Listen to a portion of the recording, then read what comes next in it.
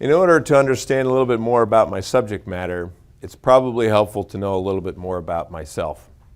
There's Frank Smith, the principal owner of a commercial industrial real estate firm here in the Lehigh Valley. The other hat I wear is me as a photographer. This happens to be a shot of one of the images that I had when I was in India. But let me start off by talking about years ago when I was a young boy, I had developed a very strong bond with my grandfather. That's him there, and you can figure out which one is me. My mom used to like to dress me up at Easter time. Any event, I was named after my grandfather. His name is Frank Fenn. And he was an individual that had an incredible impact on my life.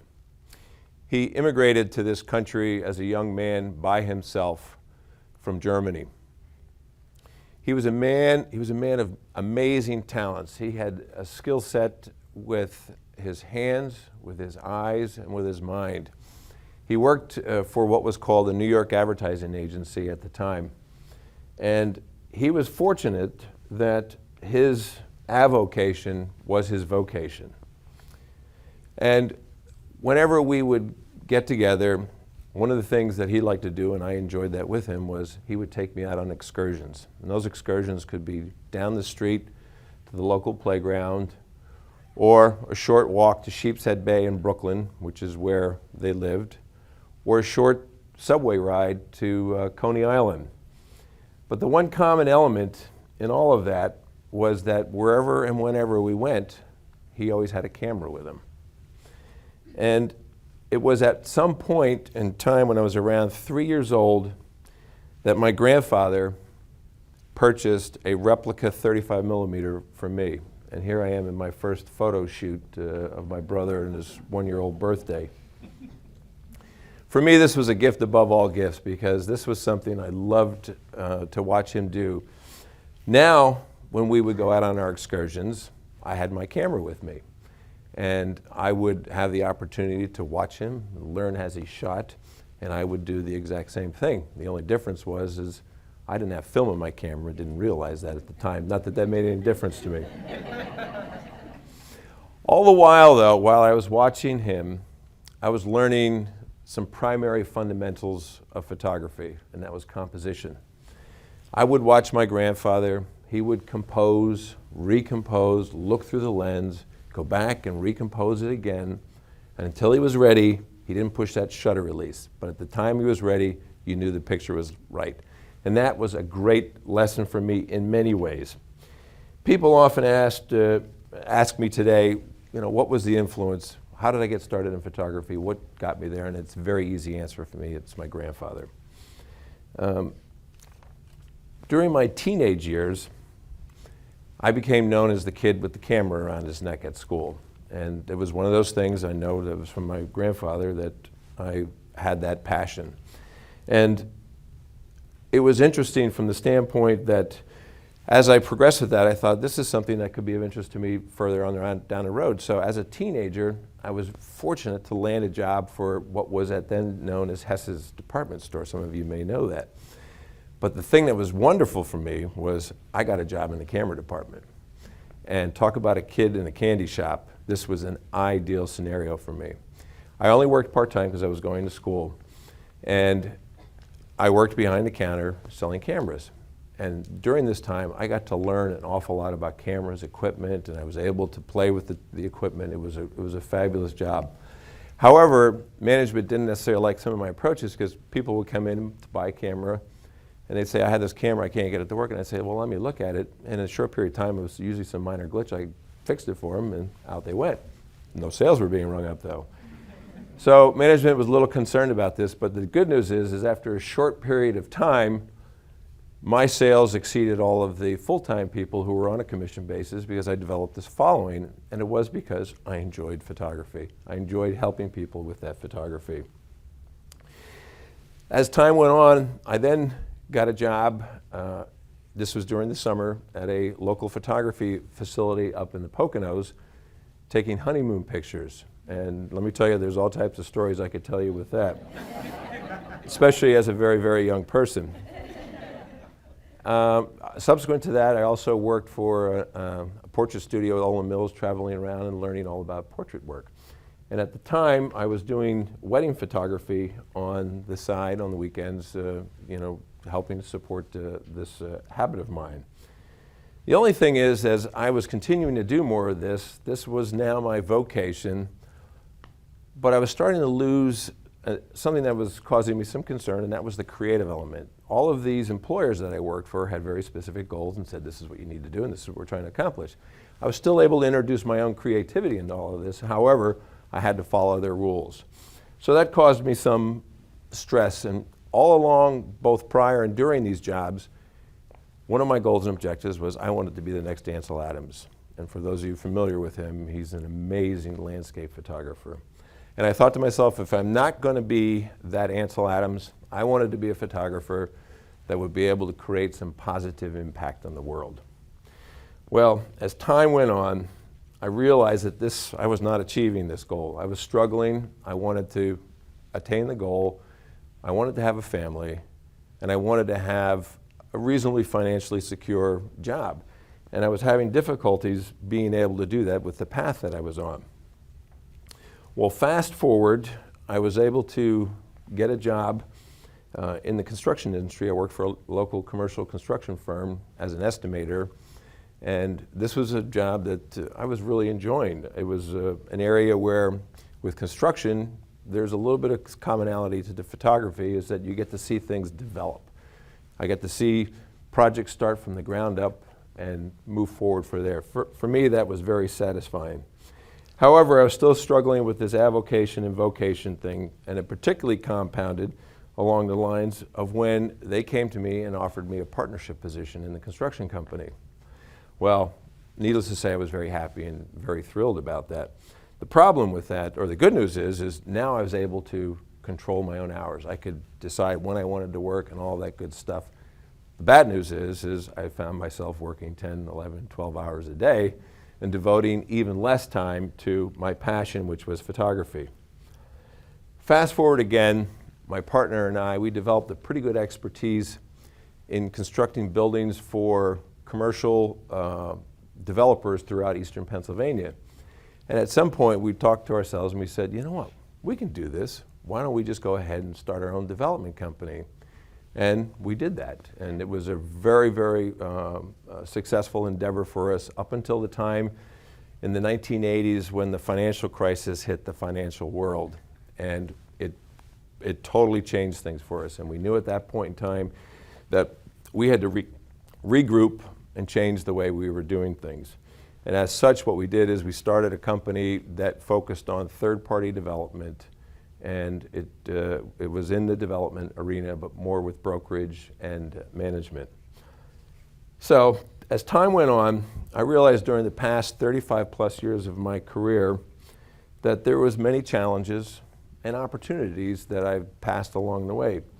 But I can't help but wonder, as I look back in time and think about those early sessions with my grandfather, where he taught me to look carefully, slowly at the picture and solve the problem by taking the picture. So for me, I believe those roots and those foundations from my grandfather helped me to get to the point where I was in my vocation, if you will.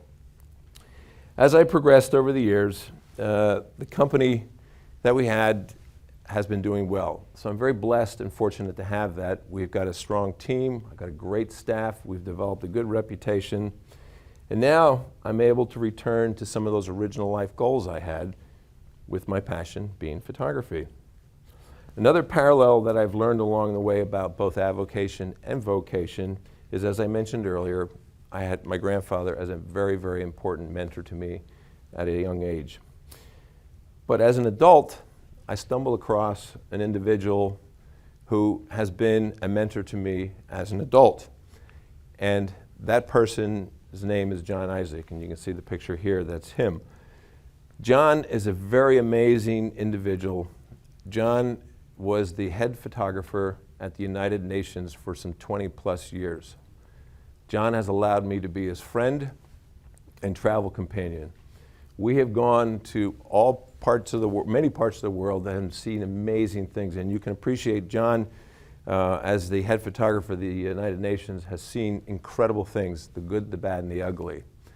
But I describe John as an amazing photographer, but an even better human being. And it's because of that human element that he has taught me that people are very much an important part in that process of taking the photograph, also in the business world.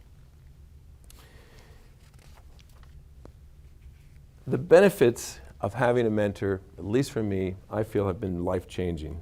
And I'm a strong proponent of doing that.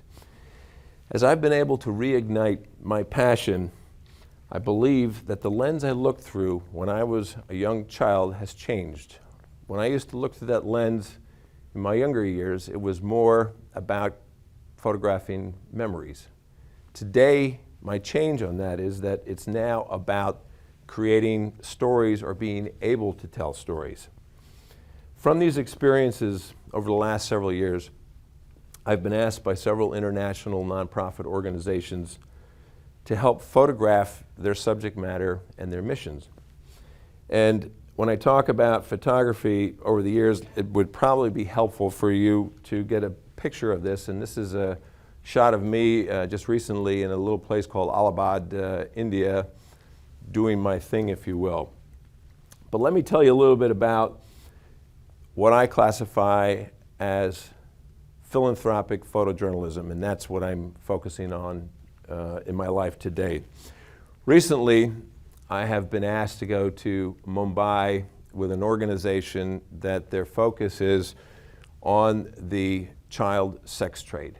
And this is an area that you have no idea how difficult it is to see this and to experience this. I was in brothels. I was in some of the largest slums in the world. Very, very heart-wrenching, but at the end of this, I knew that I was working towards achieving an objective to help these people. This picture you see right here, this is a young lady who, right outside her door, is one of the largest dumps in the Mumbai area. And these are the stories that I try to help create some awareness with. A short while ago, a little over a year ago, I was asked to go to Sudan to help with the reconciliation efforts that are taking place in that part of the world, and there are still some significant struggles with regard to that. The area here, when we were planning this, they said, would you like to coordinate this in and around the time that they are planning to secede, they being South Sudan, from North Sudan? And I said, of course, I would love that opportunity. So not only was I able to capture the stories from the mission, but I was also able to participate in the birth of a nation. It was a wonderful, wonderful experience. And some of these images you can start to see. I was afforded opportunities to be right up front with all of the politicians, the general. They allowed me right out into the parade area with the military and all of the various activities that were going on with that.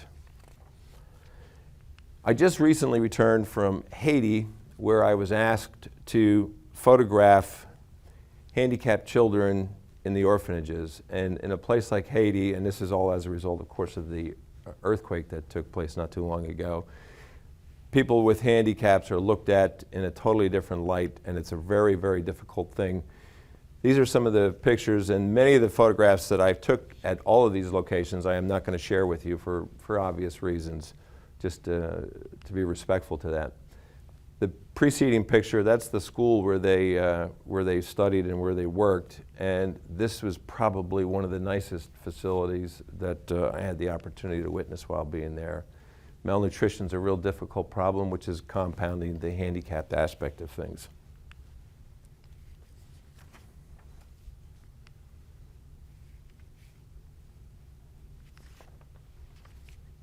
Now this next image, you don't see the girl's face, and this had impact on me simply because it says, if you think I'm cute, you should see my mom. And this girl's in an orphanage and probably has absolutely no idea who her mom was. This was one of those images that unless I can tell you the story behind it, it's just another little girl in a shirt. But this was one of those that really hit home for me, and I wanted to share that with you. I don't want you to think that I only take pictures of dark places. I am very fortunate to have traveled to some of the most beautiful places in the world.